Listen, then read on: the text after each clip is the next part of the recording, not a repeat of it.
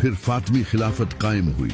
ये लोग इस्माइली शिया थे और अहले बैत की नस्ल में से थे। जब बनु अब्बास काफी कमजोर हो चुके थे तो उबैदुल्लाह ने नॉर्थ अफ्रीका में खुद को खलीफा डिक्लेयर कर दिया और इसने बनु अब्बास को चैलेंज किया और कहा कि मैं ही असल खलीफा हूँ क्योंकि मैं अहले बैत की नस्ल से हूँ। और इसके बाद से फातमी खिलाफत फैलना शुरू हुई और 959 ईस्वी में इजिप्ट को भी फतह कर लिया और इसे अपना नया कैपिटल बना लिया। अब पूरी दुनिया में 2 नहीं बल्कि 3 मुसलमान हुकूमतें बन गई थी। फिर इसके कई साल बाद एक इंसान ने इस फातमी खिलाफत को खत्म कर दिया जिसका नाम था सलाहुद्दीन अय्यूबी।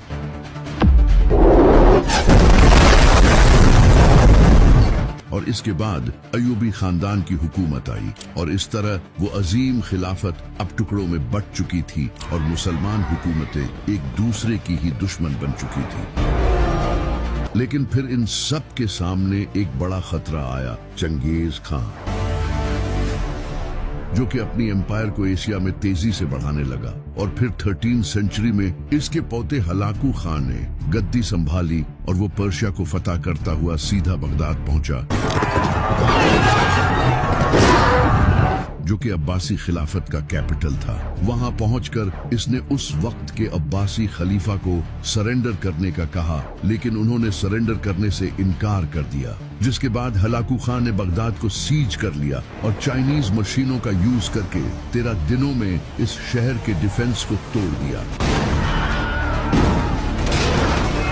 और इसके बाद उन्होंने लाखों मुसलमानों को कत्ल किया, मस्जिदों को जला दिया और यहाँ तक के हाउस ऑफ विजडम, जहाँ से मुसलमान साइंटिस्ट पैदा हुए थे, उसे भी तबाह कर दिया। मंगोलों ने और भी कई इस्लामी सल्तनतों को खत्म किया और अब मुसलमान हुकूमतें छोटे टुकड़ों में बट चुकी थी। फिर इसके बाद ऑटोमन एम्पायर कायम हुई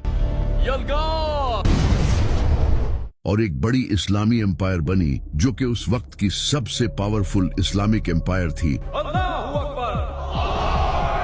और इनके लीडर्स को मुसलमान अपना लीडर मानने लगे थे और अभी भी हुकूमत मुसलमानों के पास थी। यहाँ तक कि फिलिस्तीन भी ऑटोमन एम्पायर के अंडर था।